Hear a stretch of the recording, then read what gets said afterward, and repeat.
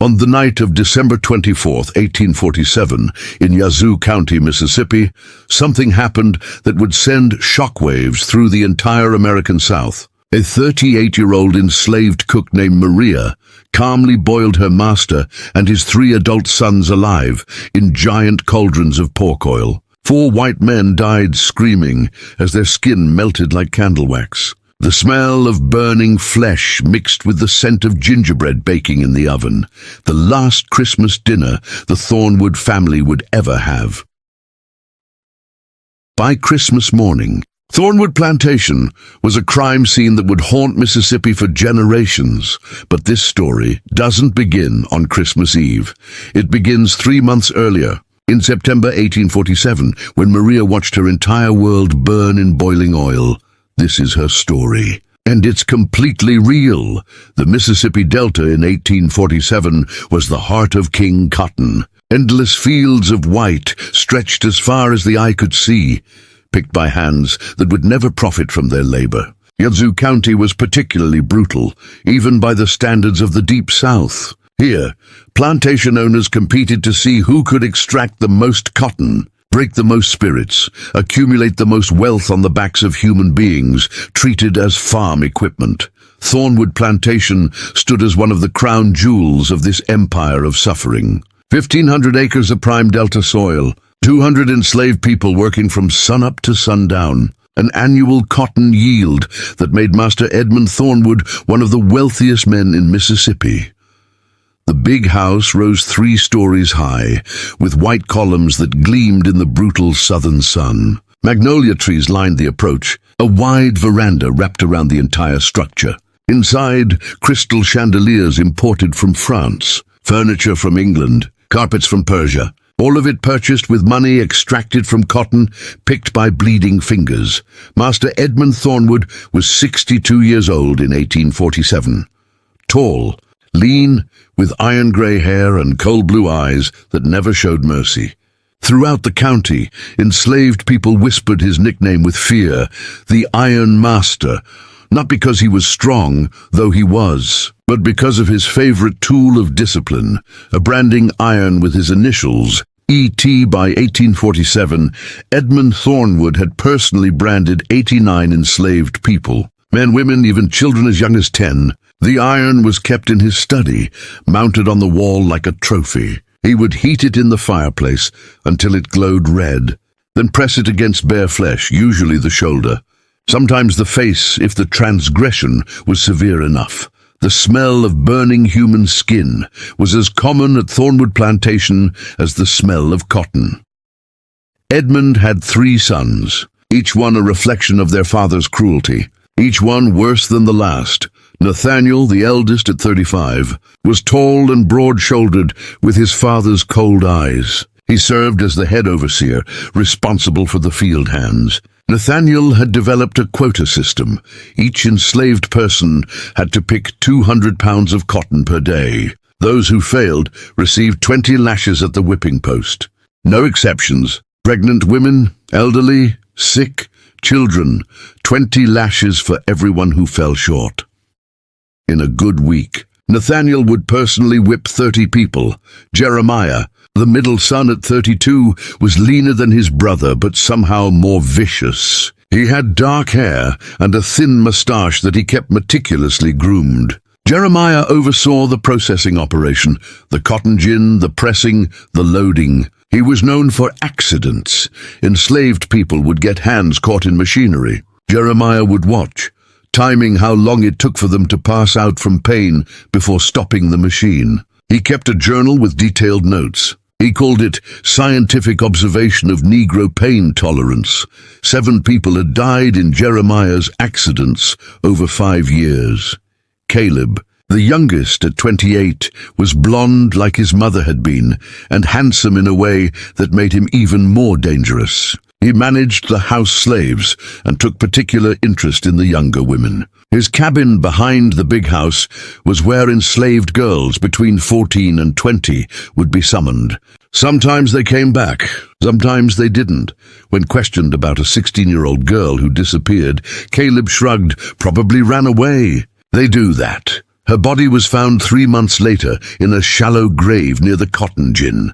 The Thornwood men competed with each other. Who could be more cruel? Who could extract more labor? Who could break more spirits? Sunday dinners at the big house often featured stories of punishments delivered that week, told like hunting tales. With laughter and bourbon, this was the world Maria lived in. Maria had been born in Yoruba territory in what is now Nigeria. Her original name was Ayomide, which meant "my joy has arrived." She remembered very little of her first 12 years, just fragments. Her mother's voice singing, the taste of palm wine, the feel of red earth between her toes. Drums at night, then the slavers came. The Middle Passage took 11 weeks. Maria, already renamed by Portuguese traders, arrived in Charleston, South Carolina in 1821. 12 years old, speaking no English, understanding nothing except that her entire world had been destroyed. She was sold to a rice plantation in the South Carolina Low Country. There, an elderly enslaved woman named Abigail took pity on the terrified child who cried every night. Abigail had been born in Africa too, from a different region, but she remembered. She taught Maria English, taught her how to survive. Taught her which herbs could heal and which could kill. "Never forget what they took from us," Abigail would whisper. "Never forget you are Yoruba. You are not their property. You are a daughter of Africa, and one day the ancestors will demand payment for these crimes." Maria was taught to cook, a valuable skill that meant working in the big house instead of the rice fields. By age 16, she could prepare elaborate meals, French sauces, English roasts, Southern classics. Her hands learned the rhythm of kitchens, the knife against cutting board, the sizzle of meat in hot oil, the timing of ovens. At 18, she was sold to a plantation in Georgia. At 22, to another in Alabama. At 26, she ended up at Thornwood Plantation in Mississippi, purchased specifically because Master Edmund wanted an exceptional cook for his household. For 12 years, Maria cooked every meal the Thornwood family ate. She woke at 4:30 every morning, started the kitchen fires, prepared breakfast by 7:02. The family ate biscuits, ham, eggs, grits, gravy. After breakfast was cleared, Maria began preparing lunch. After lunch, dinner preparations began. The Thornwood family ate like kings. Roasted meats, vegetable dishes, fresh bread, pies, cakes. Everything made from scratch. Everything prepared by Maria's hands. The kitchen was her domain, a separate building behind the big house, connected by a covered walkway. Inside, enormous brick ovens, multiple fireplaces for cooking, work tables, shelves of spices and supplies, and 4 giant cast-iron cauldrons, each capable of holding 30 gallons of liquid. The cauldrons were used for everything: boiling water for laundry, rendering lard, making soap, and especially for deep frying. The Thornwood family loved fried chicken, fried pork, fried everything. Several times a week, Maria would fill a cauldron with pork oil, heat it to 375 degrees, and fry meat until golden brown. She knew exactly how hot oil needed to be, exactly how long it took to heat, exactly what happened when living flesh touched that temperature. Master Edmund trusted Maria completely. She had keys to every door in the big house, access to all supplies, freedom to move between kitchen and house at any hour. In 12 years, she had never given him reason to doubt her. She was the perfect slave, quiet, obedient, skilled. She said yes, master, and no, master, and kept her eyes down. She prepared meals that made guests praise the Thornwood household. She trained younger enslaved girls in cooking techniques. She ran the kitchen like clockwork. But Maria had a life beyond the kitchen. In 1835, at age 26, she had been married to Isaiah. Not a legal marriage. Enslaved people couldn't legally marry, but a ceremony performed by an elderly enslaved preacher named Moses, witnessed by the community in the slave quarters. Isaiah was the plantation blacksmith, a powerful man of 30, with hands scarred from years at the forge. He was intelligent, skilled, and one of the few enslaved men at Thornwood who could read, taught secretly by a previous owner's daughter before being sold. Isaiah and Maria built a life in the margins of slavery. They had a cabin in the slave quarters, one room, dirt floor, but theirs. At night, after endless labor, they would hold each other and whisper dreams of freedom. Isaiah talked about the North, about a place called Canada where slavery didn't exist, about the Underground Railroad, the secret network that helped enslaved people escape. One day, he would whisper, "One day we'll run. We'll be free." Maria wanted to believe him. In 1835, their first daughter was born, Grace. Maria had labored in the cabin while Isaiah held her hand and prayed to gods whose names he'd forgotten. When Grace emerged, perfect, beautiful, crying, Maria wept. Not from pain, from terror, because she knew what world her daughter had been born into. Grace was the property of Master Edmund Thornwood from her first breath. 4 years later, in 1839, their second daughter arrived, Hope, another perfect child. Another piece of Maria's heart walking around outside her body, vulnerable to every cruelty this world could deliver. Maria taught both girls everything she knew. Grace showed talent in the kitchen and began helping her mother at age 8. Hope was quieter, thoughtful, loved to listen to the stories the elderly enslaved people told about Africa. Both girls were beautiful, which Maria feared because she knew what happened to beautiful enslaved girls when they reached a certain age. But for 12 years, the family existed. Isaiah worked the forge. Maria worked the kitchen. Grace and Hope grew. They celebrated what they could. Christmas, when enslaved people were given a day off. Sundays, when they could gather and sing spirituals. Secret moments of joy, stolen from a system designed to crush them.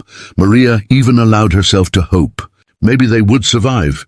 Maybe the girls would grow up. Maybe Master Edmund would keep his word. He'd once drunkenly promised Isaiah freedom after 30 years of service. Maybe. By September 1847, Grace was 12. Hope was 8. Isaiah was 42. Maria was 38. They had no way of knowing that they had exactly 3 months left as a family.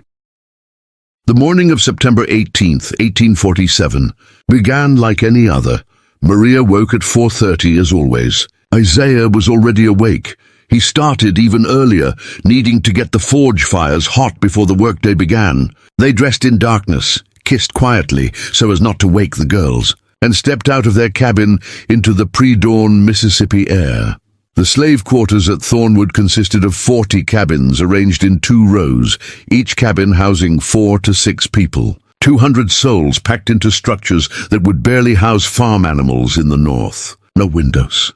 Dirt floors, gaps in the walls that let in winter wind and summer mosquitoes, but it was home. The only home they had. Isaiah headed toward the blacksmith shop. Maria walked toward the big house kitchen. They didn't know it was the last time they would ever touch. Maria spent the morning as she always did, preparing breakfast, serving the family, cleaning up, beginning lunch preparations. The Thornwood men were in good spirits. They'd received news of excellent cotton prices. The harvest was going well. Profits would be high this year. Master Edmund was particularly cheerful. He actually smiled at Maria when she served his eggs. "Good work, Maria. This is the best breakfast I've had in weeks." "Thank you, Master," Maria replied, eyes down, face neutral. She had no idea what was coming. At 10:06 a.m., Master Edmund's voice boomed across the plantation. "Bell! Ring the bell!" The overseer rang the large bell used to summon all enslaved people. This only happened for 3 reasons: Sunday services, Christmas, or public punishments. It was Thursday, not Sunday, not Christmas. Maria's stomach dropped. All work stopped immediately. Field hands dropped their tools. House slaves emerged from the big house. The blacksmith shop fell silent. Everyone gathered in the large open area in front of the big house, the same area where cotton bales were loaded onto wagons, where the whipping post stood, where examples were made. 200 enslaved people stood in the burning Mississippi sun, waiting. Maria saw Isaiah emerge from the blacksmith shop, confusion on his face. Their eyes met across the crowd. Grace and Hope appeared from the cabin where they'd been watching younger children. The family found each other instinctively, standing together, waiting to see what fresh horror Master Edmund had planned. Master Edmund stood on the veranda of the big house, his 3 sons flanking him like disciples. Nathaniel held a whip, Jeremiah held a rifle. Caleb held a torch, odd, given it was broad daylight. "Bring him out," Master Edmund commanded. 2 overseers dragged Samuel, the driver, the enslaved man who supervised other enslaved workers, into the center of the gathering. Samuel was shaking, eyes wide with terror. "This morning," Master Edmund announced, his voice carrying across the silent crowd, "tools went missing from the blacksmith shop. Expensive tools. Tools that cost me money." Maria felt Isaiah tense beside her. "Samuel here came to me with information. Seems our blacksmith has been stealing. Planning to sell them. Planning to buy his freedom. That's a lie." Isaiah's voice rang out before he could stop himself. Every eye turned to him, speaking out of turn, challenging Master. This was death. Master Edmund smiled, a cold, terrible smile. "Bring the blacksmith." Overseers grabbed Isaiah. He actually fought them, landing a punch that broke one overseer's nose. But there were 6 of them. They overwhelmed him with clubs and fists, dragged him to the center, forced him to his knees. Maria grabbed her daughters, pulled them close. "Don't look. Don't look," but she couldn't look away. Master Edmund descended the veranda steps slowly, savoring the moment. He walked to Isaiah, bent down, grabbed his chin, forced eye contact. "You've been a good blacksmith, Isaiah.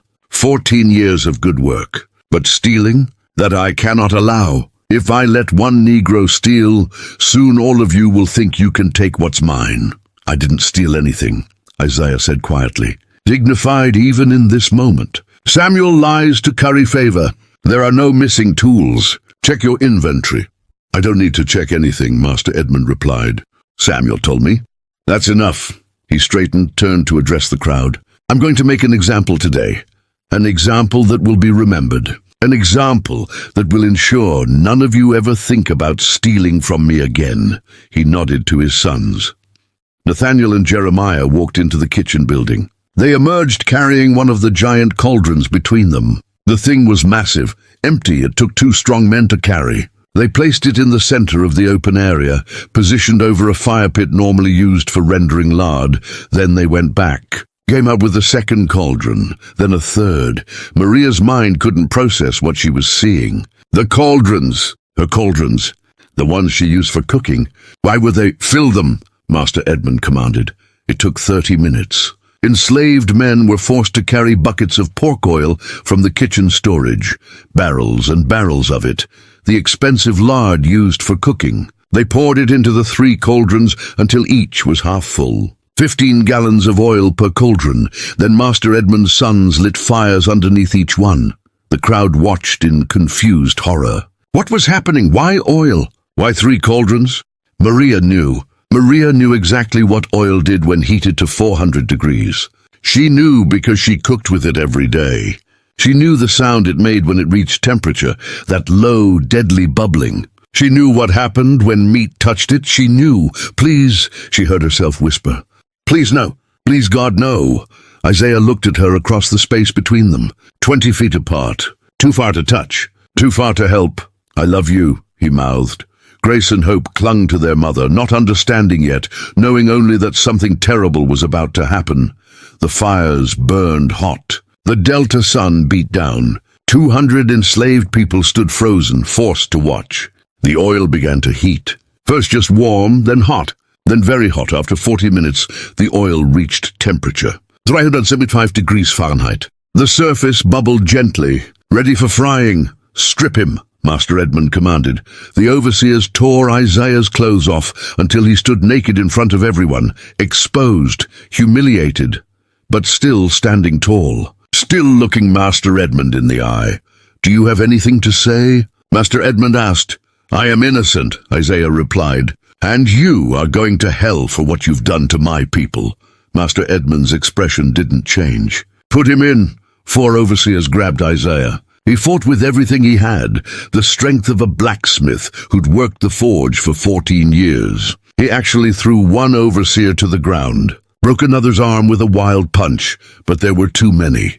They overwhelmed him, tied his hands behind his back with rope, tied his feet together. Then they carried him to the first cauldron. "No!" Maria screamed. She tried to run forward. Two enslaved women held her back, not cruelty but mercy, because running forward would mean dying too. "Daddy!" Grace and Hope shrieked. Isaiah looked at his family one last time. "Remember you are loved," he said calmly. "Remember you are Yoruba. Remember." They lowered him into the oil.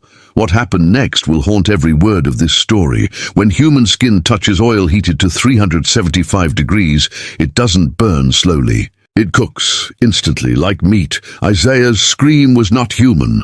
It was a sound that shouldn't exist. A sound of agony beyond any description. His entire body convulsed. The oil bubbled violently around him as moisture in his skin turned to steam. The smell was of frying pork, because that's what he was. Meat, cooking. His skin blistered immediately, huge bubbles forming and popping. The outer layer began to separate, sloughing off in strips. In the first 30 seconds, his entire body turned red, then white, then started to blacken. He thrashed with superhuman strength, the rope binding his hands snapping. His hands broke the surface, reaching, grasping at air, at life, at anything.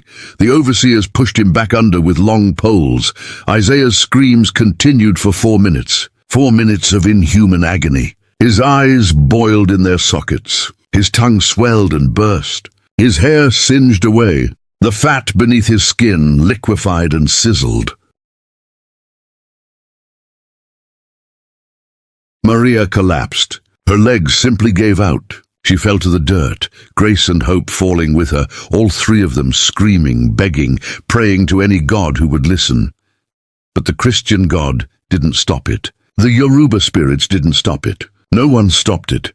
After 4 minutes, Isaiah's screams changed to gurgling as his lungs filled with fluid. After 6 minutes, the sound stopped. After 8 minutes, his body stopped moving. Master Edmund checked his pocket watch. 8 minutes. Interesting. I expected less. Jeremiah was writing in his journal. The oil continued to bubble around Isaiah's corpse. 200 enslaved people stood in absolute silence. Some were crying. Most were frozen in trauma. This was beyond anything they'd experienced. This was hell made real. Master Edmund turned to the crowd. "That is what happens to thieves. Let this be a lesson you carry to your graves." He started to walk away. Then Jeremiah spoke up. "Father, wait." Master Edmund turned. "Yes." Jeremiah pointed at Maria, Grace, and Hope, collapsed in the dirt. "The blacksmith's family. They have his blood, his thief blood. Shouldn't they be punished too? As a complete example, Master Edmund considered this. The woman is my cook. I need her. The daughters then," Caleb added, his handsome face eager. "They're old enough to know right from wrong. If we punish them, the lesson is complete. An entire family destroyed for theft. No one will ever steal again." Master Edmund thought about it, nodded slowly. "You make a fair point. A complete example." He looked at the overseers. "Bring the daughters." Time stopped. Maria's mind shattered. She threw herself at Master Edmund's feet. "Please, please." "They did nothing. They're children." "Please take me." "Kill me, not them." "Not them." Master Edmund stepped over her like she was a puddle. Grace and Hope were 12 and 8 years old. They didn't understand what was happening. They only knew terror. "Mama!" Hope screamed as overseers grabbed her. "Mama, help!" Grace shrieked. Maria tried to run to them. 4 enslaved women held her back, held her for her own survival, because running forward meant dying too, and if she died, then all 3 would be gone. And what would be the point? Grace, Hope. "I'm sorry!" "I'm so sorry." Maria's screams tore her throat raw. The girls fought. Grace bit an overseer's hand hard enough to draw blood. Hope kicked and scratched like a wild animal. But they were children, small, weak. The overseers tied them together, back to back, arms and legs bound. The 2 girls clung to each other, their last comfort in this world. "It's okay, Hope," Grace whispered to her little sister. "It's okay. Mama's here. Daddy's waiting. We'll be together." They were carried to the second cauldron. "No. No, God, please, no. Take me. Take me instead." Maria's voice broke completely. The Thornwood sons watched with interest. Nathaniel timing it, Jeremiah with his journal. Caleb smiling. They lowered Grace and Hope into the oil together. What happened to those two little girls cannot be fully described in words, should not be described, but must be described because this is what slavery was. This is what America did. Their screams were high-pitched, childish, terrified. The sound of children dying in agony. Grace's last words were, "Mama." Hope's last words were just screaming. The oil bubbled violently. Two small bodies thrashed together, bound to each other, dying together. Their skin blistered and peeled. Their small hands reached out of the oil, grasping for a mother who couldn't reach them. It took them longer to die than their father. Children have more will to live. It took Grace 7 minutes. Hope 8. Maria watched every second, was forced to watch. Couldn't look away even when she closed her eyes because the sounds, the smells, the knowledge of what was happening, all of it burned into her brain forever. When silence finally came, when both girls stopped moving, stopped living, Maria didn't scream anymore. She made a sound that wasn't human, a keening, broken sound of a mother whose children have been murdered in front of her eyes. Then she stopped making any sound at all. She just stared at the cauldrons, at the oil, at her family, dead, boiled like meat. Something in Maria's mind broke completely in that moment. The part of her that was human, that could feel anything except rage, that could remember mercy or kindness or love. It died. What remained was something else, something ancient and terrible, something that had been born in Yoruba territory 38 years ago and dragged across an ocean and beaten and enslaved and finally, pushed beyond what any human being could endure. What remained was vengeance given flesh. Master Edmund walked past Maria. He paused, looked down at her collapsed form. "You can take the bodies out after they cool. Bury them wherever you people bury your dead. You'll be back in the kitchen tomorrow morning. I expect breakfast at 7 as usual." Then he walked away. His sons followed. The overseers dispersed the crowd. Everyone was sent back to work, and Maria was left there, in the dirt, staring at 3 cauldrons of cooling oil that contained her entire world. Maria didn't remember being helped back to her cabin. Didn't remember the 3 days she spent lying on the dirt floor, staring at nothing, saying nothing. Elderly women from the quarters brought her water, forced her to drink, whispered prayers over her. On the 4th day, Maria stood up. She walked to the makeshift graveyard where enslaved people were buried, unmarked plots in a clearing beyond the cotton fields. There she found 3 fresh graves. The community had taken Isaiah, Grace, and Hope from the cauldrons after the oil cooled, had cleaned the bodies as best they could, had buried them with prayers and tears. Maria stood at the graves. The sun was setting, painting the Mississippi sky blood red. She didn't cry, couldn't cry. She was beyond tears. Instead, she spoke to her dead family in Yoruba, words she'd almost forgotten, words Abigail had taught her decades ago. Words from the language of her first 12 years. "Ancestors, hear me. My family has been taken by demons. I call upon you for strength. I call upon you for guidance. I call upon you for vengeance." She cut her palm with a sharp stone. "Let blood drip onto each grave. By this blood I swear they will pay. Every one of them. The same way they killed you, exactly the same way. I will make them feel what you felt. I will make them scream as you screamed. I will boil them alive." The wind picked up, rustling through the cotton fields. "I don't care if I die afterward. I don't care about freedom or escape or anything else. I only care about justice. Give me the strength to see this through. Give me the patience to wait for the perfect moment. Give me the coldness to do what must be done." She pressed her cut palm to each grave in turn. "Isaiah, my love. Grace, my firstborn. Hope, my baby. Rest now, watch me. I will make this right." Maria walked back to her cabin. She washed her face, changed her clothes, and reported to the kitchen the next morning at 4:30 a.m. Master Edmund looked up from his newspaper when she served breakfast. "Ah, Maria, good to have you back. The biscuits were terrible while you were gone." "Yes, Master," Maria replied, her voice empty. "I trust you understand why yesterday's punishment was necessary. Theft cannot be tolerated. Order must be maintained." "Yes, Master. Good. I knew you'd see reason." "You're one of the smart ones." Maria said nothing. just poured his coffee, set down his plate, and returned to the kitchen, and there, surrounded by the tools of her trade, the knives, the ovens, the cauldrons, Maria began to plan. Over the next 3 months, Maria became the perfect slave. She was quieter than before, but that was understandable after such trauma. She worked even harder, preparing more elaborate meals, baking more frequently, ensuring the Thornwood family wanted for nothing. Master Edmund praised her work. The sons complimented her cooking. Even the mistress, Abigail Thornwood, a cold woman who usually ignored the house slaves, mentioned how wonderful the meals had been lately.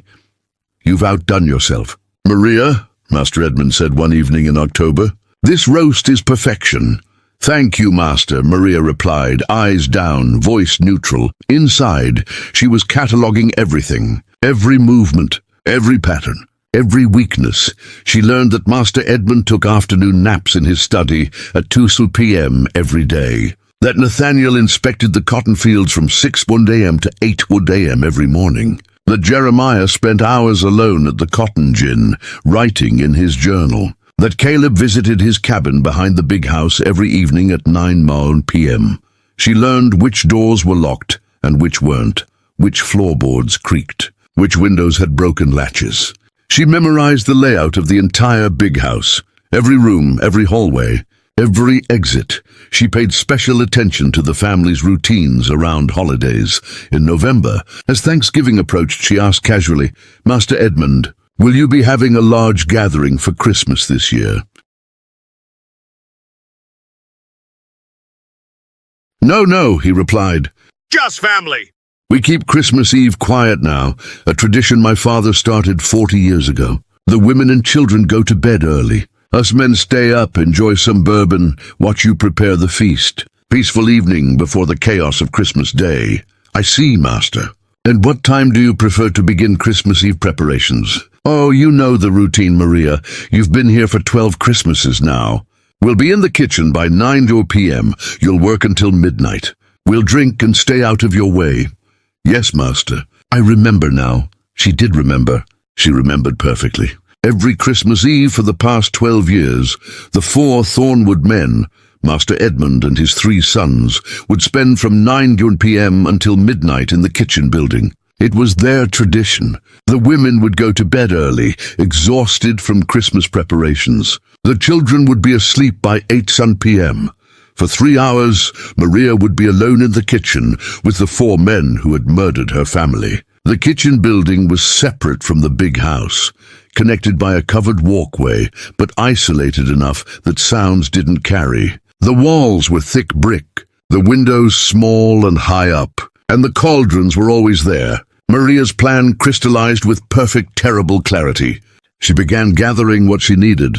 First, the plants. Maria had learned herbal medicine from Abigail, the elderly enslaved woman who taught her English decades ago. She knew which plants healed and which killed. She needed plants that would incapacitate without killing, at least not immediately. On her trips to gather cooking herbs, a task Master Edmund encouraged because it improved the food, Maria collected oleander from the ornamental gardens. She found digitalis foxglove growing near the slave quarters, originally planted for heart medicine, but deadly in high doses. She located hemlock growing in the damp areas near the cotton fields. She dried these plants in secret, hidden in her cabin beneath the floorboards. Ground them into powder using a mortar and pestle stolen from the big house medicine cabinet. Tested tiny amounts on rats.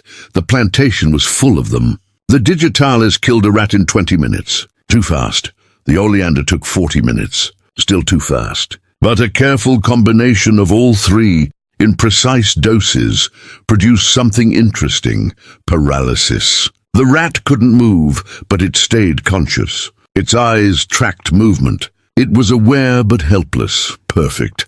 Maria spent weeks perfecting the mixture, testing different ratios, calculating dosages based on body weight. She estimated Master Edmund weighed about 180 pounds, Nathaniel 220, Jeremiah 190, Caleb 175. She needed them conscious. She needed them to understand what was happening. She needed them to feel every second of what she was going to do. Next, she needed a delivery method. The men would be drinking bourbon, they always did, but they poured it themselves from a decanter they brought from the big house. She couldn't poison the bourbon directly without risking poisoning the wrong people. Then she remembered they always ate while drinking. Smoked meats, cheese, bread. Master Edmund particularly loved her gingerbread. He ate several pieces every Christmas Eve. Gingerbread, perfect. The strong molasses and spice flavors would hide any bitter taste from the poison. Maria began practicing. In early December, she baked gingerbread several times, perfecting the recipe, ensuring it was Master Edmund's favorite treat. He praised it every time. "Maria, this gingerbread is exceptional. Make sure you prepare plenty for Christmas Eve." "Yes, Master. I'll make extra just for you." She smiled when she said it. A small, cold smile that Master Edmund mistook for pride in her work. Finally, she needed to prepare the cauldrons. She couldn't raise suspicion by requesting extra lard before Christmas. That would be questioned. But she could gradually accumulate it. Every time she rendered fat from pork, she saved an extra cup. Every time she made soap, she set aside a pound of lard. By mid-December, she had hidden away 20 gallons of pork fat, stored in barrels in the back of the kitchen storage room, covered with burlap and forgotten. No one noticed. No one cared. The kitchen was Maria's domain. Master Edmund never set foot in the storage areas. Everything was ready. On December 23rd, Maria visited her family's graves one last time before Christmas. The Mississippi winter was mild, still 60 degrees during the day, but the nights were cold. Maria stood in the enslaved people's graveyard as the sun set, casting long shadows across unmarked graves. She had brought offerings, cornbread, water, tobacco. She placed them on each grave, Isaiah, Grace, Hope. Then she knelt in the dirt and spoke in Yoruba. "Tomorrow night it happens. I've waited 3 months, planned every detail. Tomorrow they die the same way you died. I promise you this, they will suffer. They will know terror. They will understand what they did to you." She cut her palm again, reopening the scar from 3 months ago. "Let blood drip onto the graves. Watch me tomorrow. Guide my hands. Give me strength if I falter. And when it's done, when their screams have stopped and justice is served, know that I did this for you. Everything for you," the wind picked up. In the distance, she could hear spirituals being sung in the slave quarters, preparations for Christmas celebrations. Maria didn't sing. She just knelt there, hand pressed to the earth, connecting with her dead family. "I love you.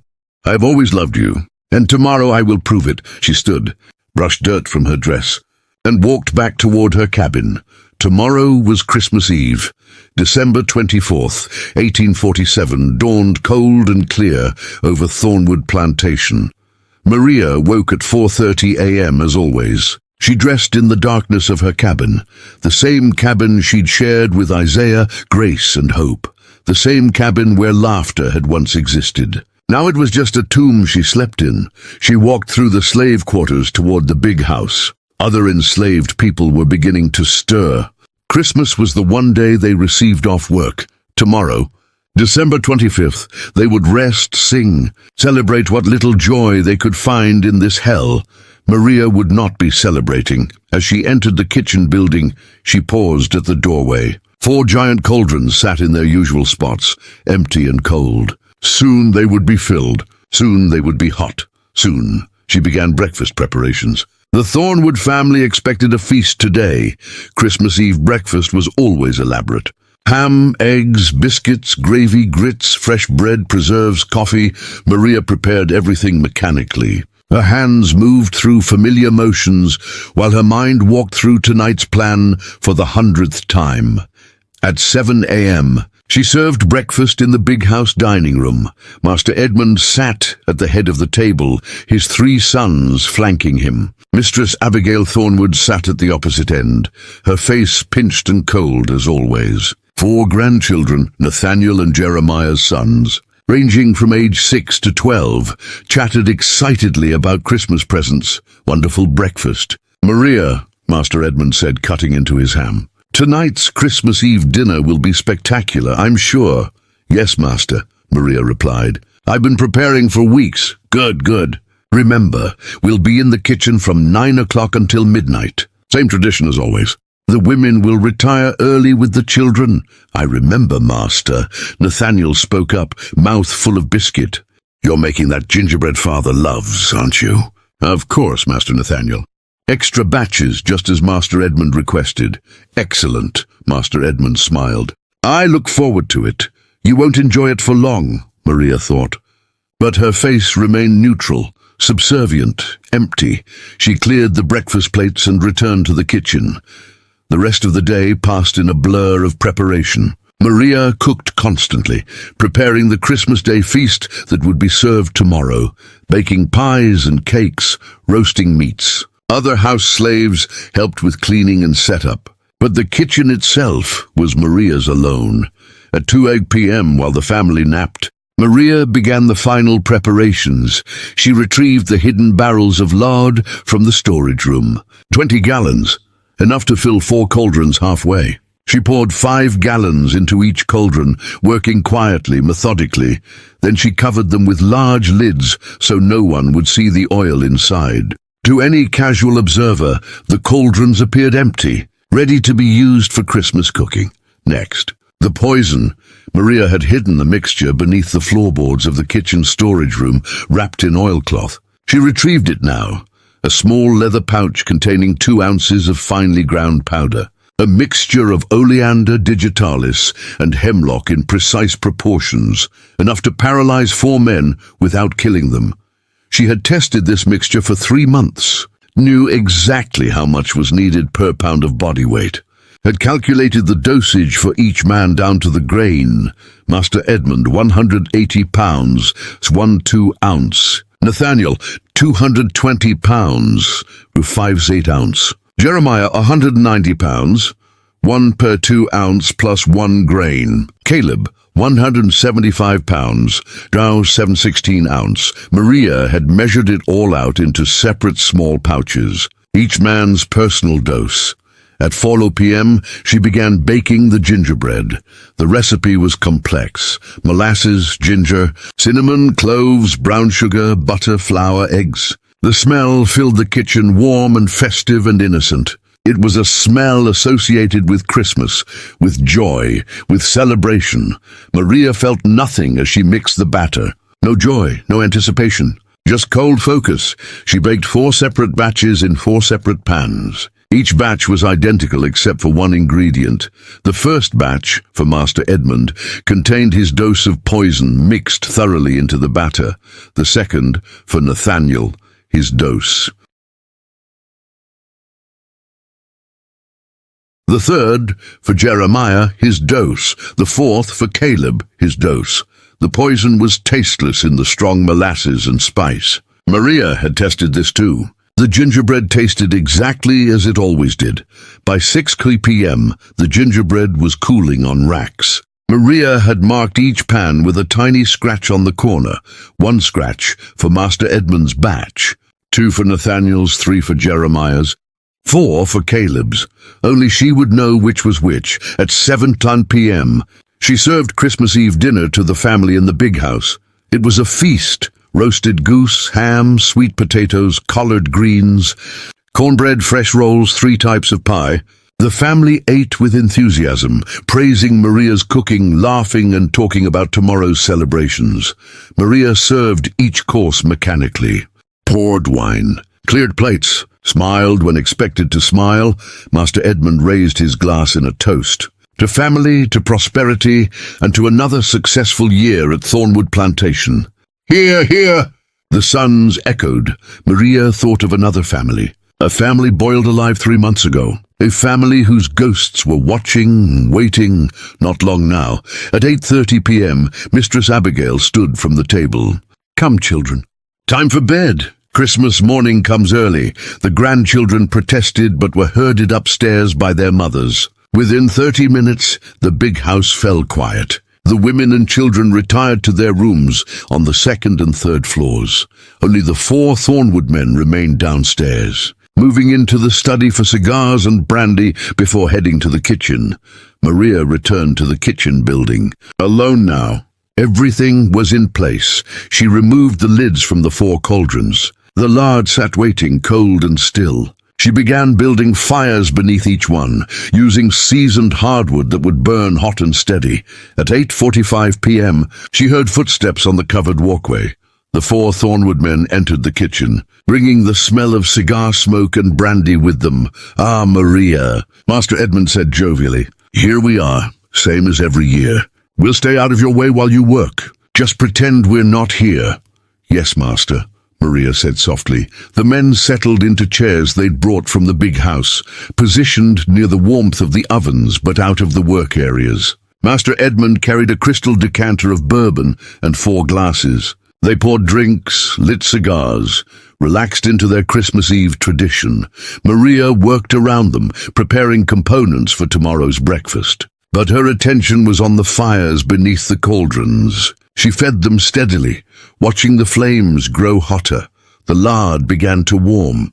At 9:30 p.m., Master Edmund called out, "Maria, do you have any of that gingerbread ready? I've been thinking about it all day." "Yes, Master. It's just cooled enough to serve." Maria brought out the 4 pans. She cut generous pieces from each, making sure to serve each man from his designated pan. "Here you are." "Master Edmund," she said, handing him a plate with 2 large pieces from the 1-scratch pan. "Nathaniel." "Master, 2 pieces from the 2-scratch pan." "Jeremiah." "Master, 2 pieces from the 3-scratch pan." "Caleb." "Master, 2 pieces from the 4-scratch pan." "Wonderful." Master Edmund took a large bite. Still warm. Delicious as always, the other men ate enthusiastically. Nathaniel finished his first piece in 3 bites. Jeremiah savored his more slowly. Caleb asked for seconds. "Of course, Master Caleb," Maria said, serving him 2 more pieces from his designated pan. More poison. Double dose. She wanted to make absolutely certain. The men ate and drank and smoked. They talked about cotton prices, about next year's planting, about politics in Washington. They laughed about something Nathaniel had done to a field hand the previous week. Maria worked silently and waited. The fires beneath the cauldrons burned hotter. The lard temperature climbed steadily. 150 degrees. 200 degrees. 250 degrees. At 10:15 p.m., Master Edmund shifted uncomfortably in his chair. "I feel rather warm." "Is it hot in here?" "The ovens, Master," Maria said. "I can open a window if you'd like." No, I'm fine," but he wasn't fine. The first symptoms were beginning. Flushing, increased heart rate, slight dizziness. At 10:30 p.m., Nathaniel tried to stand and stumbled. "Whoa, perhaps I've had too much bourbon." "Lightweight," Caleb laughed. But his own words were slurring slightly. At 10:45 p.m., Jeremiah dropped his cigar.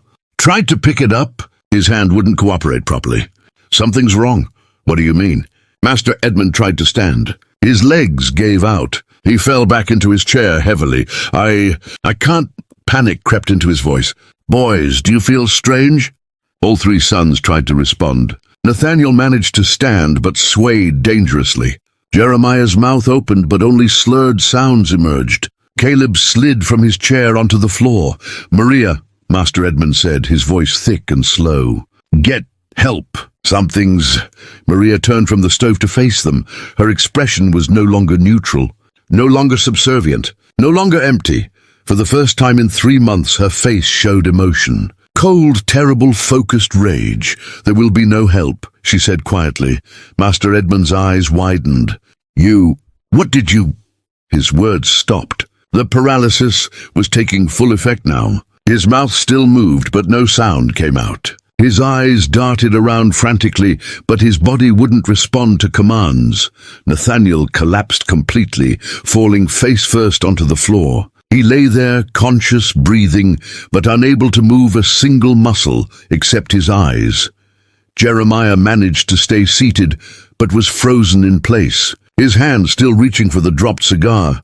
Locked in that position, Caleb lay on his back on the floor, eyes wide, chest rising and falling with rapid, panicked breaths, but otherwise completely immobile. Maria walked slowly to where Master Edmund sat, frozen in his chair. She bent down so her face was level with his, looked directly into his terrified eyes. "Do you remember September 18th? She asked softly. 3 months ago? Do you remember what you did?" Master Edmund's eyes screamed. His mouth tried to form words. Nothing came out. You boiled my husband alive in oil.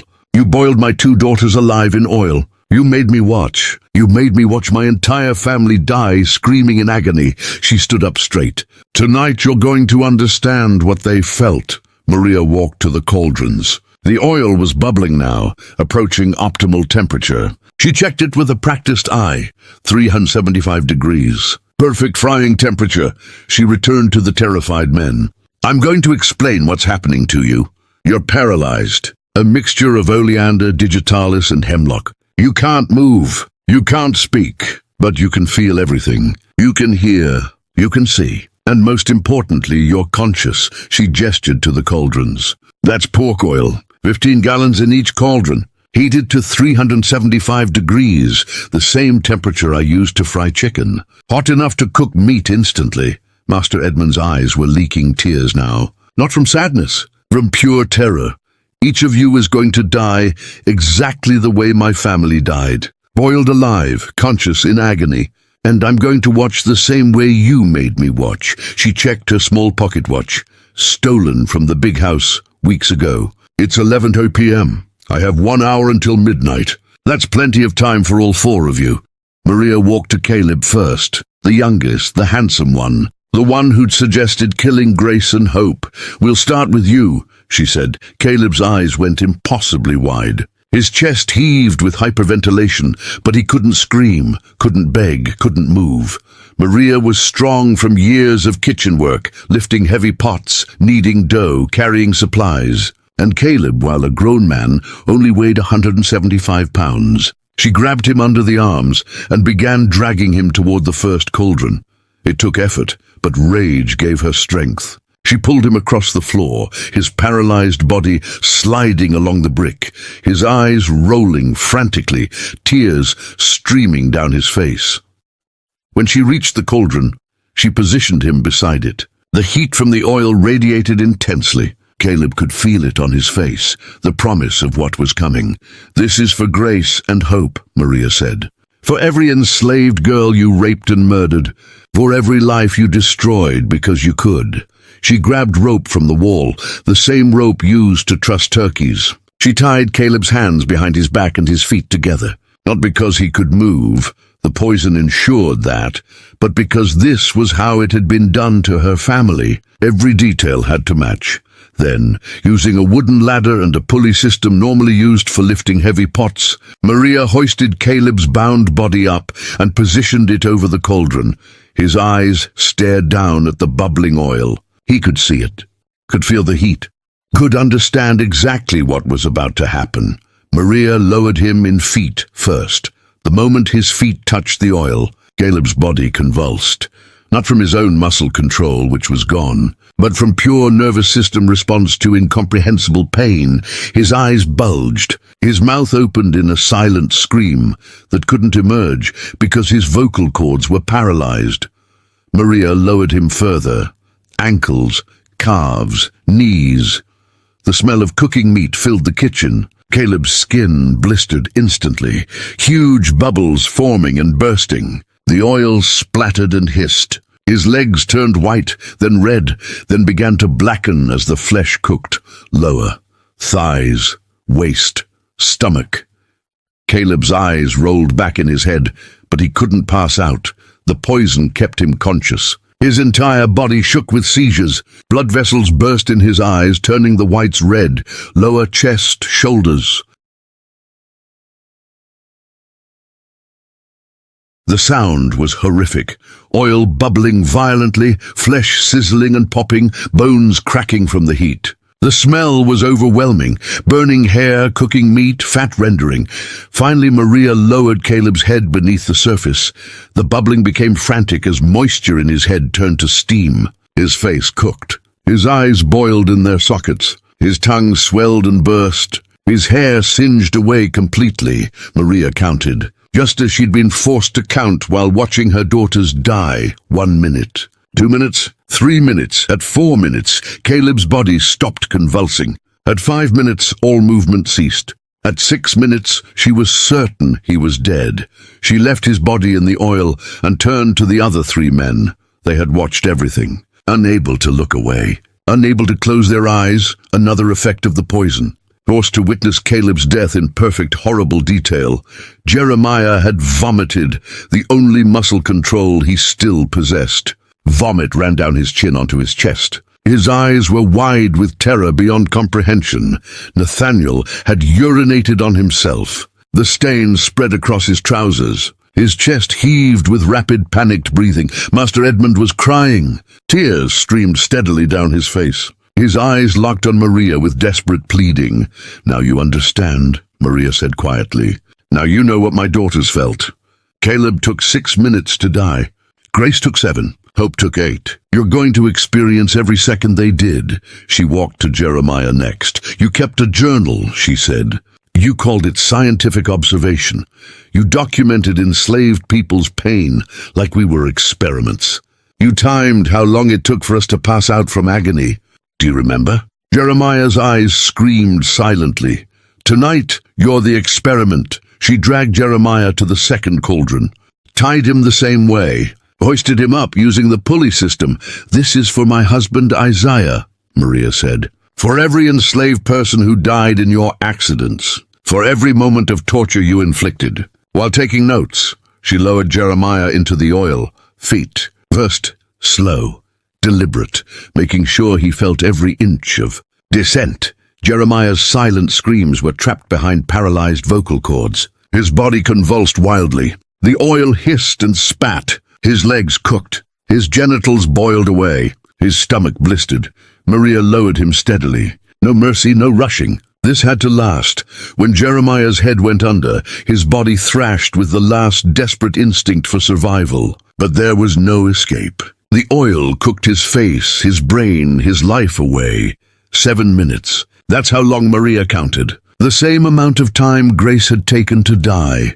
She left Jeremiah's corpse in the cauldron and turned to the remaining 2 men.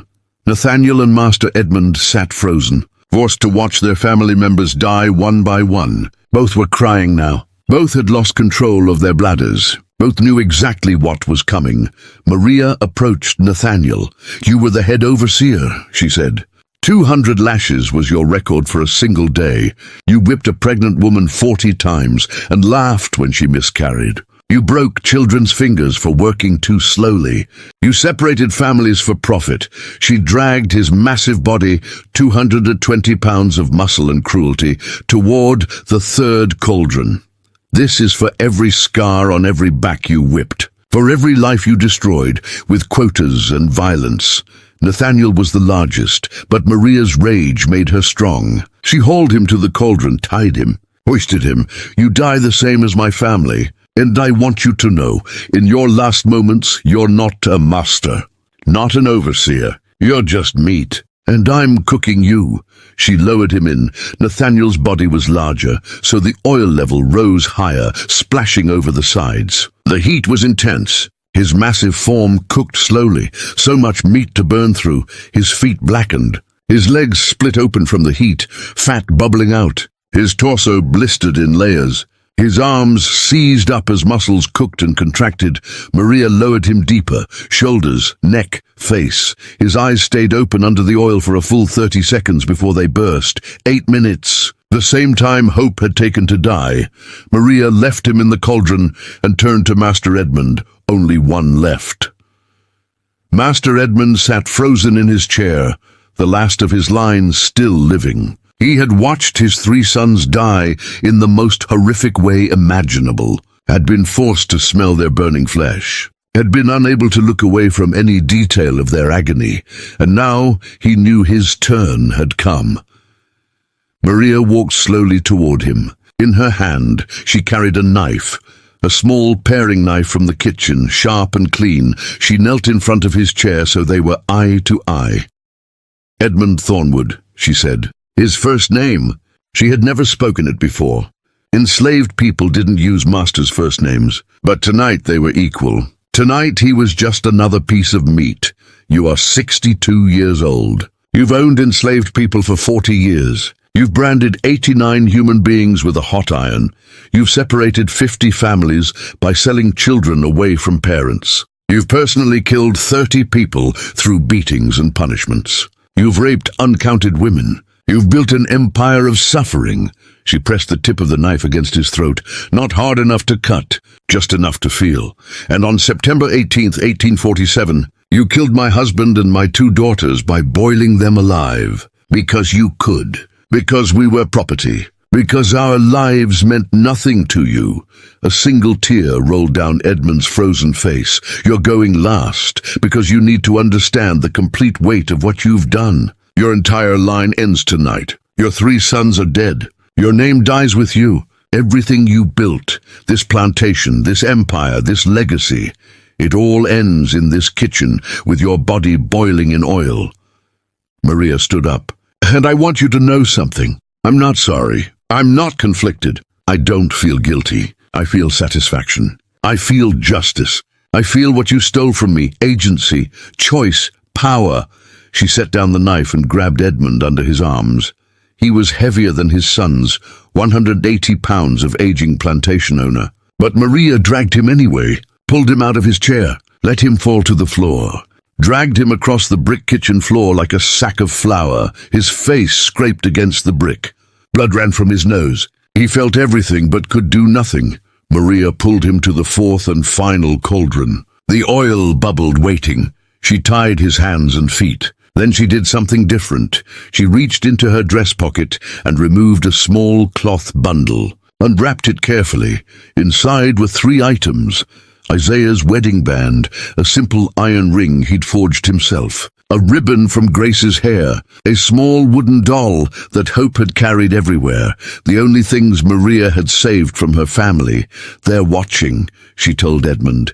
"Every spirit you've destroyed is watching, and they demand payment." She placed the 3 items on a small shelf near the cauldron, a makeshift altar, whispered a prayer in Yoruba, asked the ancestors to witness justice. Then she turned back to Edmund. "You took 8 minutes to kill my husband. 7 for Grace, 8 for Hope, 23 minutes total. You're going to take longer." She hoisted him up using the pulley, positioned him over the bubbling oil. "Any last thoughts, Master Edmund?" "Oh, wait, you can't speak. Just like Isaiah couldn't speak after 4 minutes of boiling. Just like my daughters couldn't scream for me to help them." She began lowering him, feet first. The moment Edmund's feet touched the oil, his entire body seized. Even through the paralysis, pure agony forced reactions. His heart hammered. His blood pressure spiked. Vessels burst in his eyes, his face, his neck. Maria lowered him slowly, inch by inch, ankles cooking, skin sloughing off, bone showing through calves blackening, muscle separating from bone, fat bubbling up through splits in the skin, knees cracking from thermal stress. Cartilage melting, Edmund's silent screams were trapped behind frozen facial muscles. But his eyes communicated everything. Terror, agony, regret, pleading. Maria felt nothing but cold satisfaction, thighs boiling, the largest muscles cooking slowly, taking time. She paused here, left him suspended with oil up to his waist.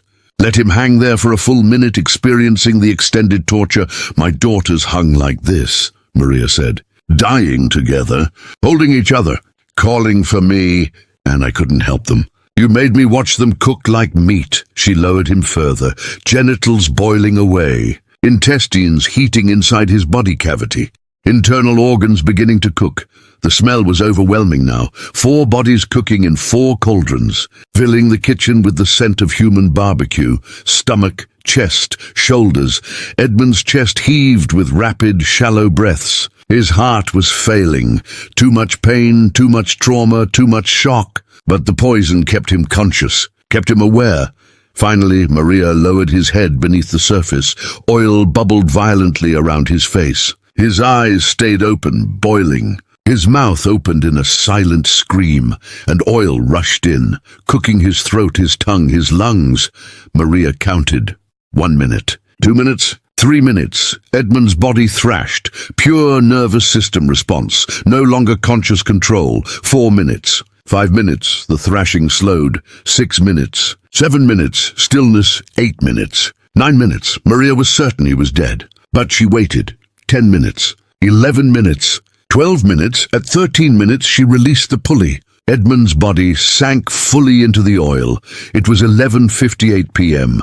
Maria stood in the kitchen, surrounded by 4 cauldrons, each containing a boiled corpse. 4 Thornwood men, dead, cooked, destroyed exactly as they had destroyed her family. The fires still burned beneath the cauldrons. The oil still bubbled. The smell was overwhelming. Burnt hair, cooked flesh, rendered fat. Maria should have felt something. Horror at what she'd done, guilt, remorse, fear of consequences. She felt none of those things. She felt only completion, justice, balance. She walked to the small altar where she'd placed Isaiah's ring, Grace's ribbon, Hope's doll. She knelt before it, hands pressed together, and spoke in Yoruba. "It is done. Your deaths are avenged. Every one of them paid with the same agony they inflicted on you. Rest now, rest peacefully. Know that I loved you. Know that I fought for you. Know that their screams were for you." She stayed kneeling for several minutes, head bowed, finally allowing herself to feel something other than rage. Grief. Deep, bottomless grief for what had been taken from her. For 12 years of marriage ended in boiling oil. For 2 daughters who would never grow up. For a life that could have been but was destroyed by evil men, she cried. For the first time since September 18th, Maria cried. Not the broken, keening wail of that terrible day, but quiet tears of mourning and release. When she finished crying, she stood, wiped her face, looked at the 4 cauldrons one last time. "Merry Christmas," she said to the corpses. Then she walked out of the kitchen into the cold Mississippi night. It was midnight exactly. Christmas Day, 1847. Maria walked past the big house, silent, everyone asleep. Past the slave quarters, dark except for a few scattered fires. She walked to the graveyard where her family was buried. There, she lay down on the earth between the 3 graves. Isaiah on her left, Grace and Hope on her right. "I'm so tired," she whispered. "I'm so tired of fighting, of surviving, of existing in this hell." She closed her eyes. For the first time in 3 months, she slept without nightmares. Christmas morning arrived with brilliant sunshine and unseasonably warm weather. 75 degrees by 9 a.m. Mistress Abigail Thornwood woke early, as she always did on Christmas. She dressed and went downstairs, expecting to find her husband and sons already awake, perhaps nursing hangovers from their late night of bourbon. The downstairs was empty. "Edmund," she called. No answer. Strange. Usually they were up by now. She walked toward the kitchen building, thinking perhaps they'd fallen asleep there. It had happened once before, years ago, after too much drinking. She pushed open the kitchen door. The smell hit her first. An overwhelming stench of burnt meat mixed with something chemical and wrong. The kitchen was still warm from fires that had burned out hours ago. Abigail's eyes adjusted to the dim light. 4 cauldrons. 4 bodies, she screamed. It was a sound that carried across the entire plantation, a shriek of horror and loss that woke everyone within a quarter mile. Within minutes, people came running, overseers, house slaves, field hands. Everyone converged on the kitchen building. What they found was beyond comprehension.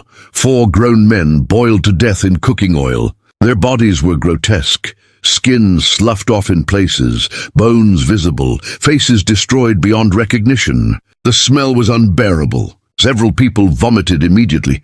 The overseers tried to restore order. "Everyone back to your quarters. This is a crime scene." But the enslaved people stood frozen, staring. Some were horrified. Some were terrified of punishment. And some, though they hid it, carefully felt something else. Satisfaction. Head overseer, a man named William Cooper, who'd been spared only because he didn't participate in the Christmas Eve tradition, took charge. "Someone get the sheriff now and find Maria. Where is Maria?" Enslaved people looked at each other. No one knew. Cooper grabbed a field hand named Samuel, a different Samuel from the driver who'd betrayed Isaiah. "You check her cabin. Find her immediately." Samuel ran to the slave quarters. Checked Maria's cabin. Empty. He continued to the graveyard. Something told him to look there.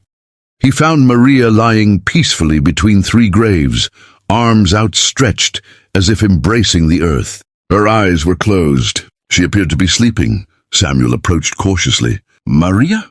No response. He knelt down, touched her shoulder gently. "Maria?" Still no response. He checked for breathing. For a pulse, nothing. Maria was dead. Samuel ran back to report. "She's gone.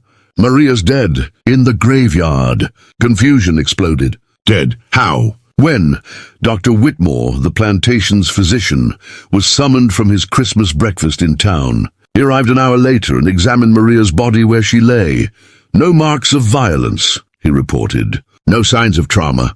She appears to have simply stopped living. Heart failure, perhaps. Or she took poison herself."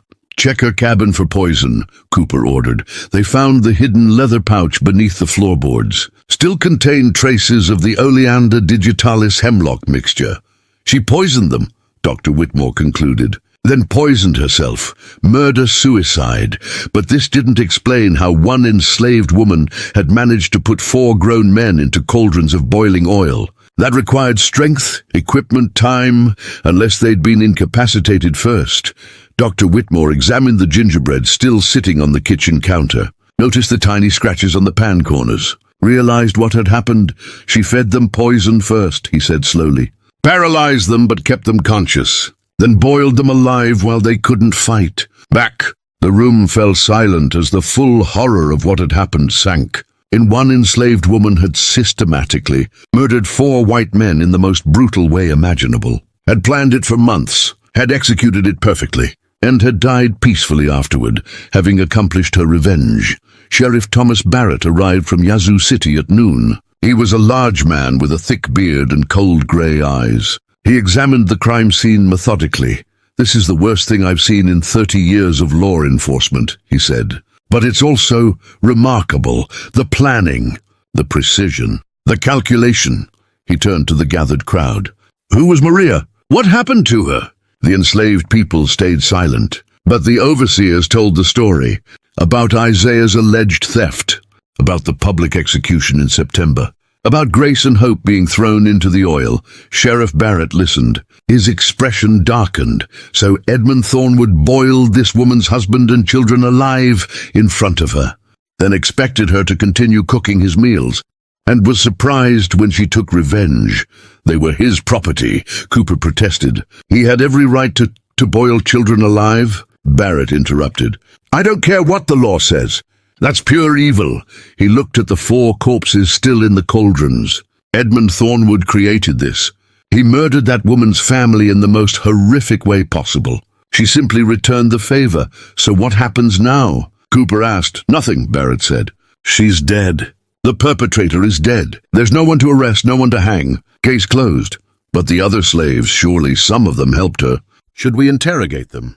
Make examples?" Barrett shook his head. "You start whipping people for this, you'll have a full uprising on your hands. Every enslaved person on this plantation saw what happened in September, saw children murdered, and now they've seen those murderers get exactly what they deserved." He lowered his voice. "Leave it alone. Bury all 5 bodies. Tell people it was a tragic accident. And pray this doesn't inspire others." But it was too late for that.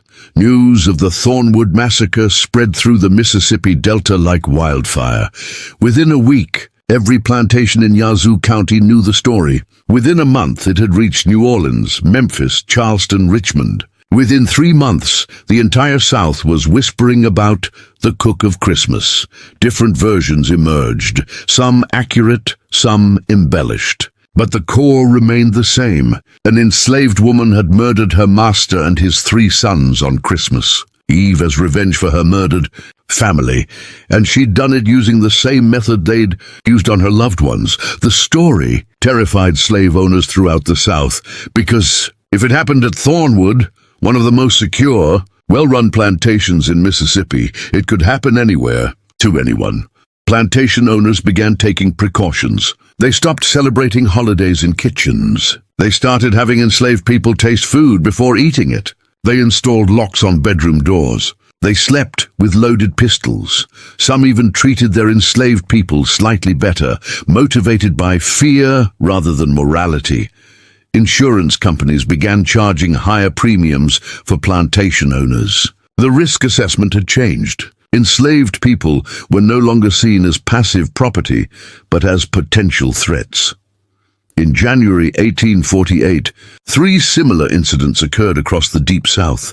In Louisiana, a house slave named Thomas poisoned his master's entire family during a New Year's celebration. 8 people died. Thomas was caught and hanged, but not before telling the story of Maria during his trial. In Alabama, an enslaved woman named Ruth set fire to the big house while the family slept, killing 5. She escaped and was never caught. Letters she left behind referenced the courage of the Christmas cook. In Georgia, a blacksmith named Jacob killed 2 overseers with a hammer in what appeared to be spontaneous rage. But investigators found a hidden journal detailing months of planning. The first entry read, "If Maria could do it, so can I." The pattern was undeniable. Maria's revenge had sparked something across the South, a psychological shift in how enslaved people viewed resistance. For decades, the system had relied on the belief that enslaved people would accept their fate, that they were broken enough, scared enough, controlled enough to never truly fight back.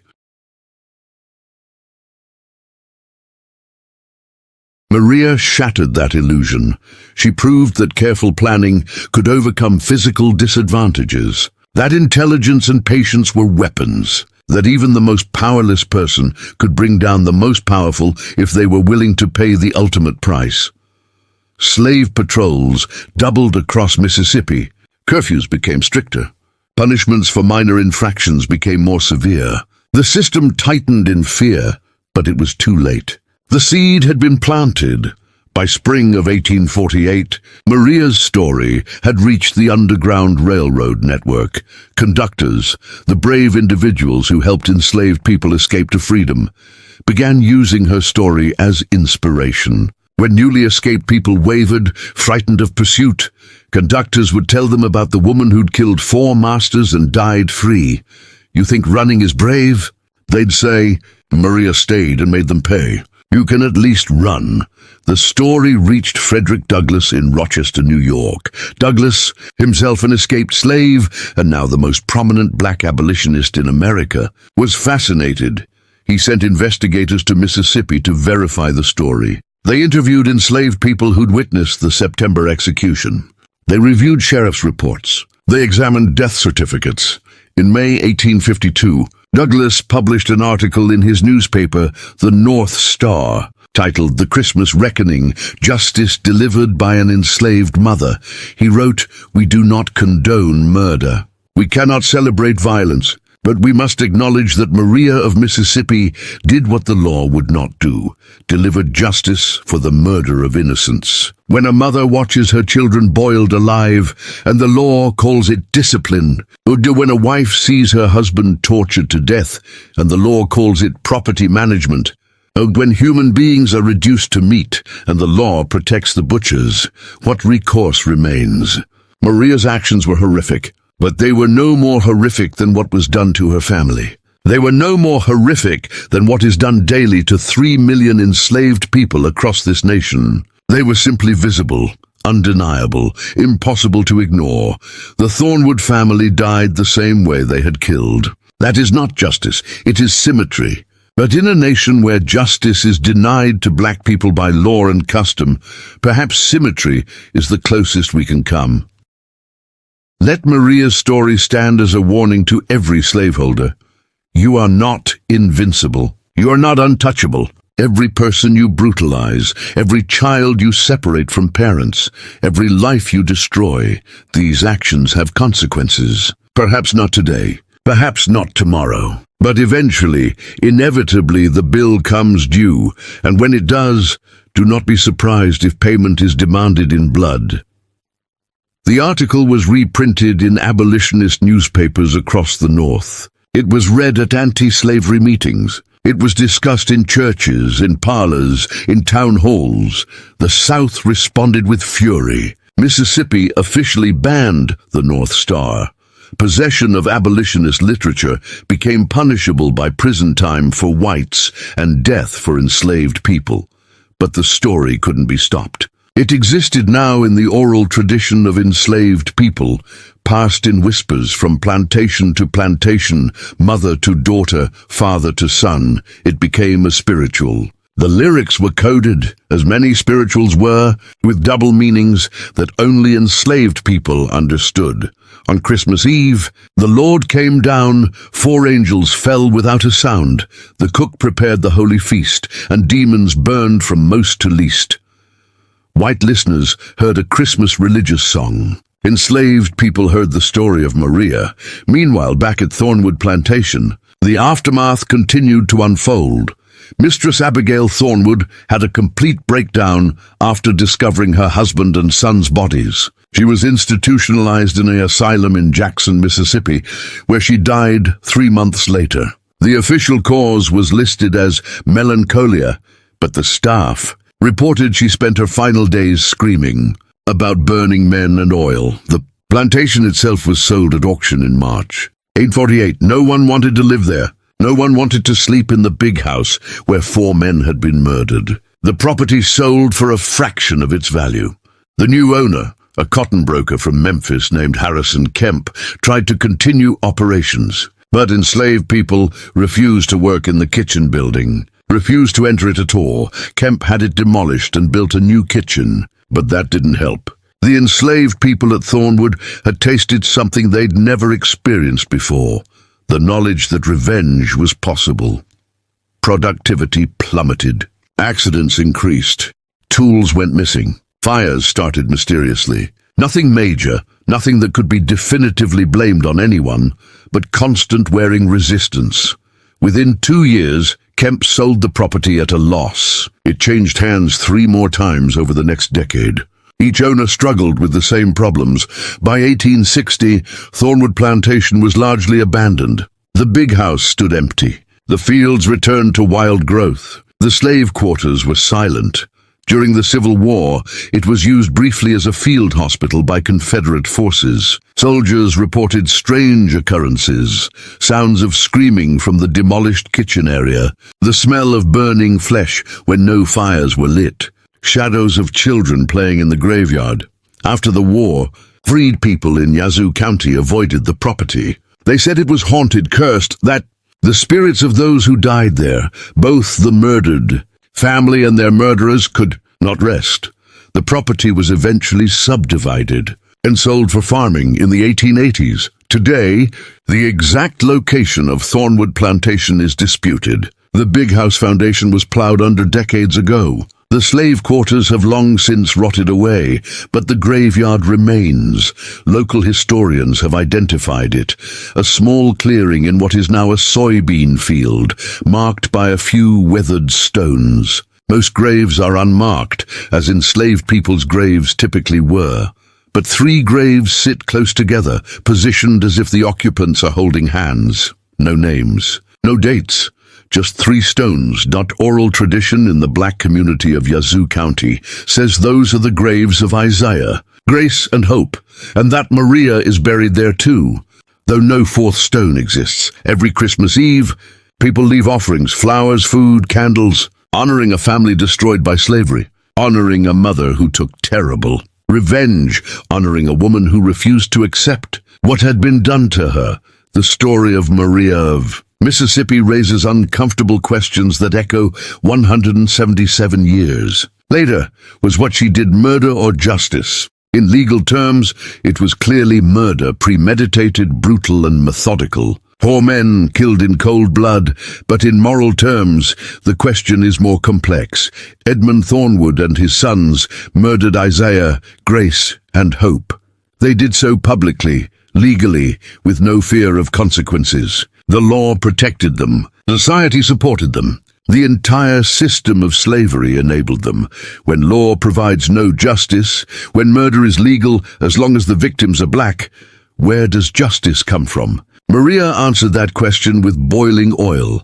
Some historians argue she was mentally broken by trauma, that her actions cannot be judged by normal standards, that watching your family murdered would drive anyone to madness.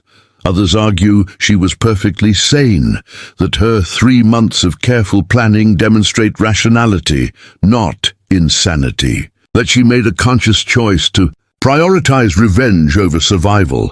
Both perspectives may be true. The abolitionist community in 1848 was divided on how to respond to Maria's story. Radical abolitionists like John Brown saw her as a hero, a soldier in a righteous war against an evil institution. They argued that enslaved people had not just the right, but the duty to resist slavery by any means necessary, including violence. Moderate abolitionists were uncomfortable with celebrating murder, but understood why it had happened. They used Maria's story to argue that slavery itself was the cause of such atrocities, that removing slavery would prevent future Marias. Some anti-slavery activists tried to bury the story entirely, fearing it would make their cause look barbaric and hurt their efforts to win over moderate whites. But Frederick Douglass understood something crucial. Maria's story was powerful, precisely because it was disturbing. It forced people to confront the reality of slavery in visceral terms. It's easy to abstract slavery, to talk about it as an economic system, a political issue, an abstract moral wrong. It's much harder to ignore the image of a mother watching her children boil alive, than spending 3 months plotting perfect revenge. That image burns into the mind. It cannot be forgotten or dismissed, and that was exactly the point. In the context of American history, Maria represents something larger than one woman's revenge. She represents the untold thousands of enslaved people who resisted slavery through violence, acts that were systematically erased from historical records because they contradicted the narrative that enslaved. People were content with their condition. History books for decades portrayed slavery as a relatively benign institution, harsh perhaps, but marked by loyalty between enslaved people and enslavers. The myth of the happy slave persisted into the 20th century. Stories like Maria's destroy that myth. They prove that enslaved people were not passive victims. They were human beings who fought back when pushed beyond endurance, who used every tool available, including violence, to resist their oppression. The historical record contains glimpses of hundreds of similar cases. In 1831, Nat Turner led a slave rebellion in Virginia that killed approximately 60 white people over 2 days. Turner was motivated partly by religious visions, but also by witnessing brutal punishments of enslaved people. In 1841, Madison Washington led a rebellion aboard the slave ship Creole, killing 1 enslaver and taking control of the vessel. The ship sailed to the Bahamas, where all enslaved people aboard gained freedom. In 1856, Margaret Garner killed her own daughter rather than let her be returned to slavery. Her story inspired Toni Morrison's novel Beloved. These are the famous cases, the ones that made it into historical records because they were too large to ignore. But for every Nat Turner, there were dozens of unknown enslaved people who poisoned a master, set fire to a barn, or caused a fatal accident. For every Margaret Garner, there were hundreds of mothers who resisted in smaller ways, teaching their children to read despite it being illegal, preserving African traditions despite pressure to assimilate, or simply surviving with dignity intact. And for every Maria of Mississippi, there were thousands of enslaved people who dreamed of revenge, but never had the opportunity or courage to act on it. Maria is exceptional, not because she was the only one who wanted revenge, but because she actually achieved it. What happened to the enslaved people of Thornwood Plantation after Maria's death? Historical records are incomplete, but fragments exist. Approximately 200 enslaved people lived at Thornwood in 1847. After the massacre, they were sold at auction, families separated. Individuals scattered across the Deep South. Some ended up on plantations in Louisiana, working the sugarcane fields. Others were sent to Alabama's Cotton Belt. A few were sold to domestic service in cities like New Orleans and Mobile. But wherever they went, they carried Maria's story with them. 20 years later, when the Civil War ended slavery in 1865, Many of those who'd witnessed the events at Thornwood were still alive. They told their children and grandchildren about the woman who'd avenged her family, about the Christmas Eve when 4 white men died screaming, about the proof that resistance was possible. In the 1930s, the Works Progress Administration conducted interviews with formerly enslaved people as part of the Federal Writers' Project. These interviews captured the last living voices of people who'd experienced slavery firsthand. One interview, conducted in 1936 in Jackson, Mississippi, includes a tantalizing reference. The interviewee, a woman named Sarah Johnson, was 94 years old. She'd been enslaved on a plantation neighboring Thornwood. When asked about Christmas traditions, she paused for a long moment. Then she said, "We didn't celebrate Christmas Eve much on our place. Master was afraid of it after what happened at Thornwood.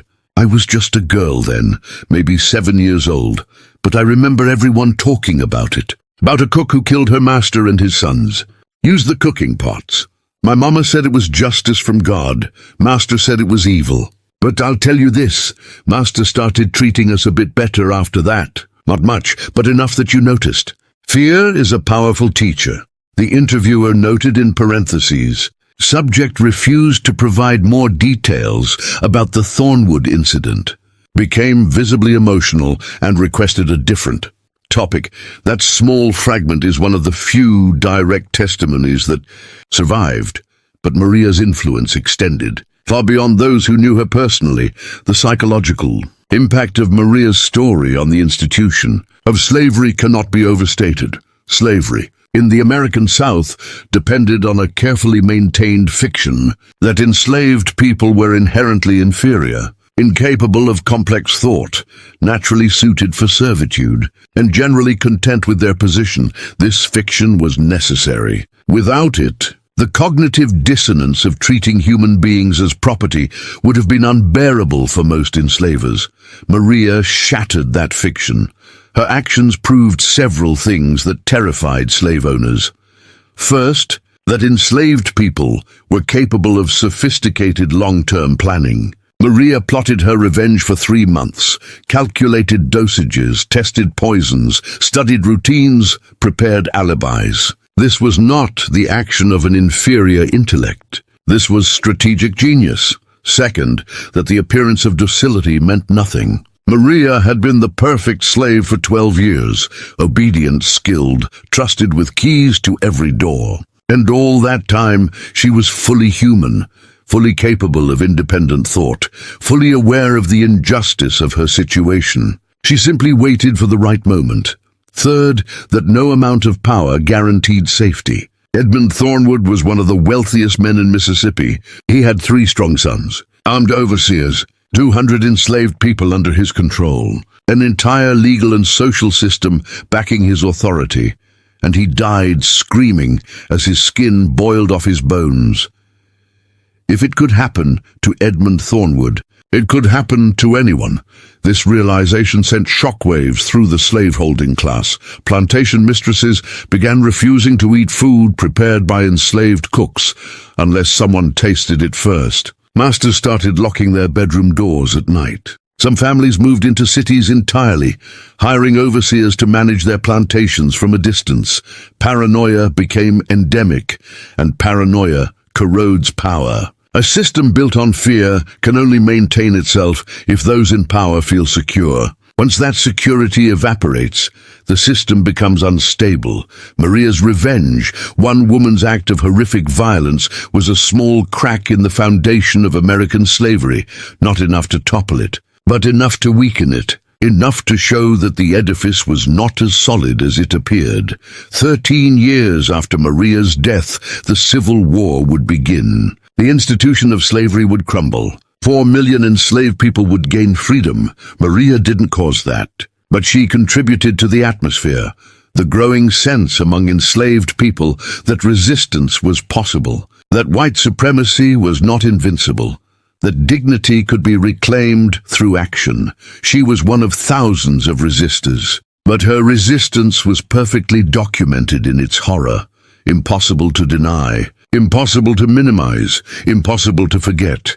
The moral Complexity of Maria's story has made it controversial among historians and educators. Some argue that celebrating her actions, or even discussing them neutrally, glorifies the murder and could inspire violence. Others argue that refusing to discuss such stories perpetuates the sanitized version of slavery that textbooks have traditionally presented, a version that erases enslaved people's agency and resistance. This attention reflects a broader challenge in teaching American history. How do we honestly confront the violence of slavery without either minimizing it or sensationalizing it? Maria's story is violence meeting violence. Horror answered with horror. There's no clean moral takeaway, no easy lesson, but perhaps that's exactly why it must be told, because the truth of American slavery is not clean. It's not comfortable. It's not a story with clear heroes and villains where everything resolves neatly. It's a story of multi-generational trauma, of systematic dehumanization, of people pushed beyond the limits of human endurance, and sometimes, not often, but sometimes, a story of people who pushed back. Maria pushed back. Was she right? Was she wrong? Was she justified? Was she a monster? History doesn't answer those questions. It simply records what happened. A mother watched her family die. 3 months later, the people who killed them died the same way. The woman who killed them died peacefully beside her family's graves. Make of that what you will. Today, and 77 years after Christmas Eve, 1847, Maria's story is being rediscovered. For decades, it existed primarily in oral tradition among black communities in Mississippi. Local knowledge passed down through generations. Stories told by great-grandparents to great-grandchildren. But in recent years, historians focusing on enslaved people's resistance have begun documenting these stories more formally. In 2003, historian Stephanie M.H. Camp published Closer to Freedom: Enslaved Women and Everyday Resistance in the Plantation South, which included a brief reference to the Thornwood incident. In 2016, the National Museum of African American History and Culture in Washington, D.C., opened with an exhibit on slave resistance that mentioned Maria's story, alongside Nat Turner's rebellion and the Underground Railroad.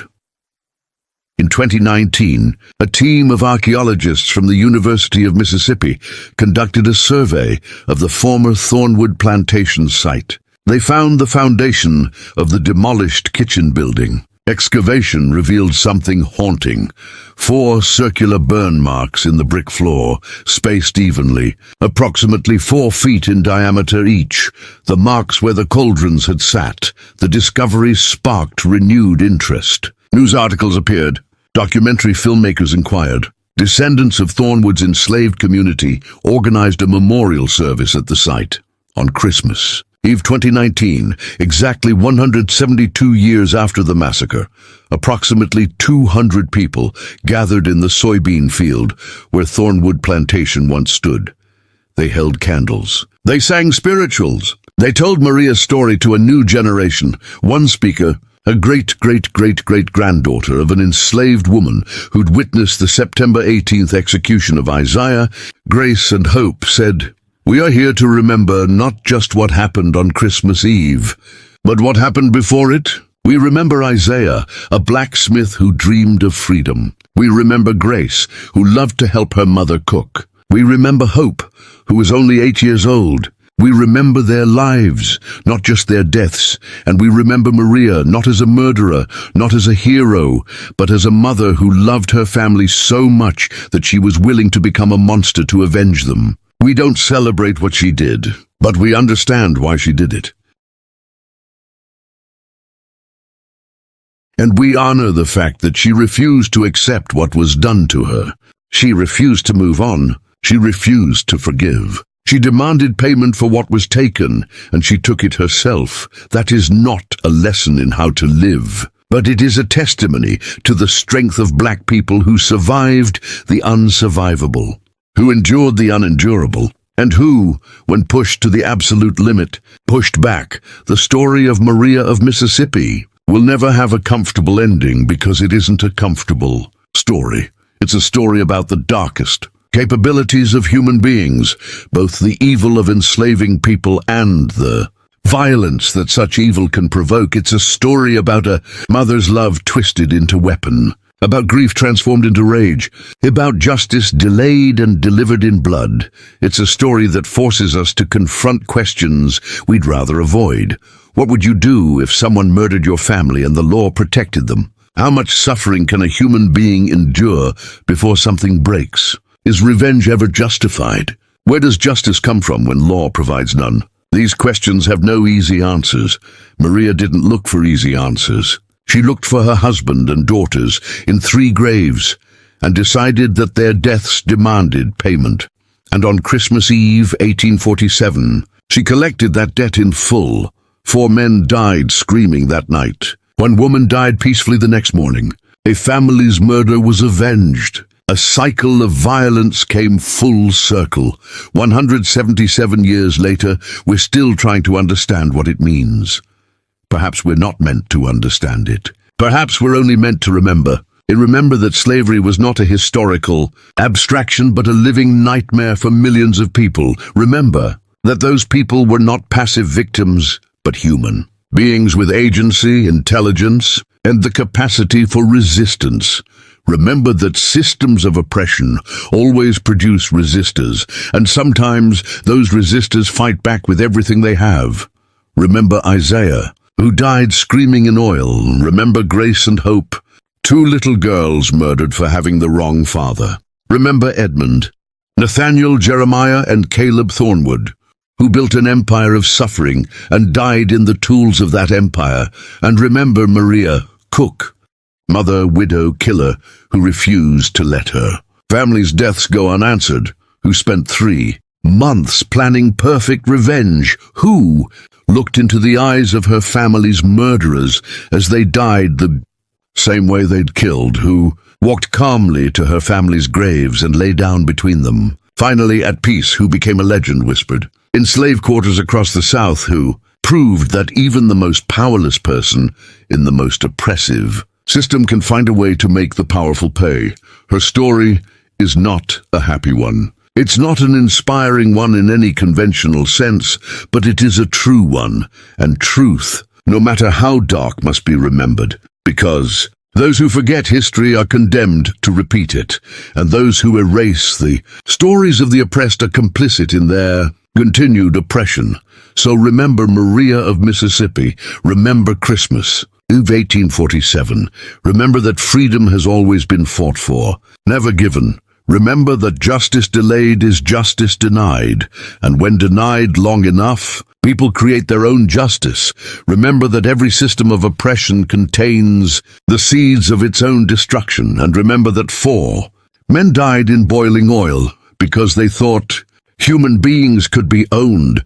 That is the legacy of American slavery. That is the story of Maria, and that story will echo as long as injustice exists in this world.